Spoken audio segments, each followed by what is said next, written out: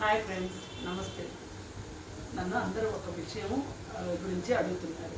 అది మీతో షేర్ చేసుకోవాలని నేను ఒక చిన్న వీడియో చేస్తున్నాను.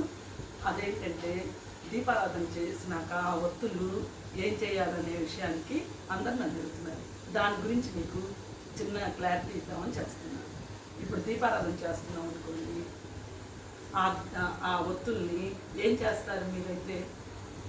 మామూలుగా పొలతో పాటు వేసేయటమో డస్ట్బిన్ వేయటమో ఏదో చేస్తారు. కానీ ఆ విధంగా చేయకుండా ఆ ఒత్తుల్లో కూడా చాలా ఎనర్జీ ఉంటుంది. ఆ ఎనర్జీని మనం ఉపయోగించుకోవాలంటే ప్రతిరోజు ఆ ఒత్తులు వెలిగిస్తాం కదా, ఆ ఒత్తుల వరకు తీసి ఒక బాక్స్లో పెట్టుకోండి. ఒక 10 రోజులు అయినాక 11వ రోజు ఈ విధంగా అన్ని ఒత్తుల్ని ఇట్లా 10 రోజుల ఒత్తుల్ని ఈ విధంగా ఒక ప్రమిదిలోకో లేకపోతే ఏదన్నా మీ ఇష్టం దేంట్లో అయినా పర్వాలేదు, ఇలా వేసేసి దాంట్లో ఒక 2 లవంగాలు, కర్పూర బిళ్ళలు ఒక 4 ఇలా వేసి, లవంగాలు చూసారుగా ఫ్రెండ్స్, ఇలా వేయాలన్నమాట. ఇవన్నిటినీ ఏం చేయాలంటే, మామూలుగా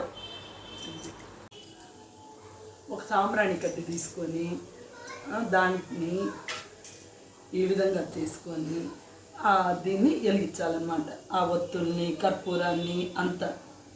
దాంట్లో వీలైతే పచ్చ కర్పూరం కూడా కొంచెం వేసుకుంటే ఇంకా మంచిది. ఈ విధంగా మొత్తం ఇది ఇలా ఫ్రెండ్స్ చూస్తున్నారుగా, ఇట్లా చేసుకోవాలన్నమాట.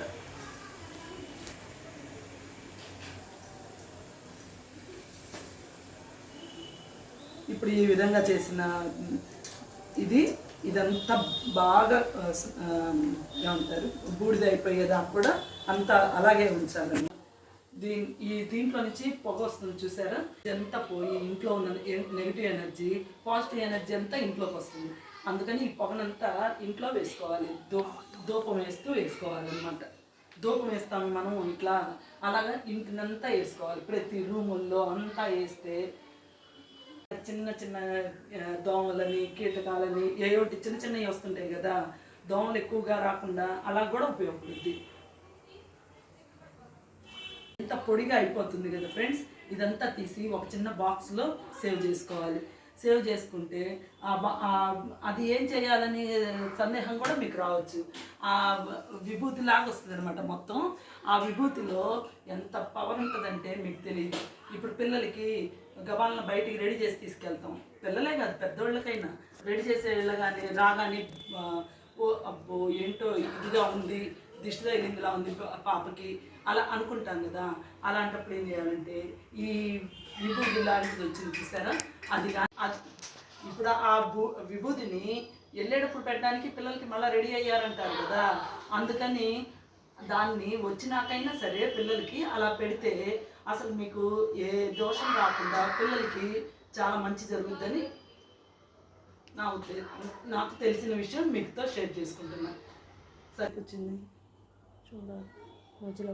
ఈ దీపానికి అంత పవర్ ఉంటుంది కాబట్టి మనం తొలిగా ఏ శుభకార్యం చేసుకున్నా, ఏం చేసుకున్నా నిత్యం దీపారాధన చేసుకుంటాం.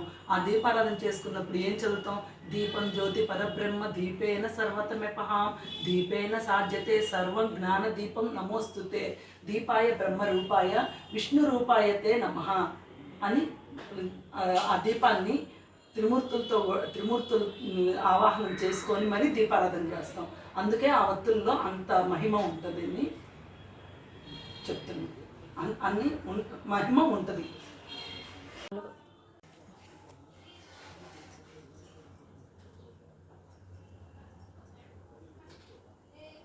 ఫ్రెండ్స్, ఇది ఈ విధంగా అంతా కాలిపోయినాక ఇలా పొగ వస్తుంది.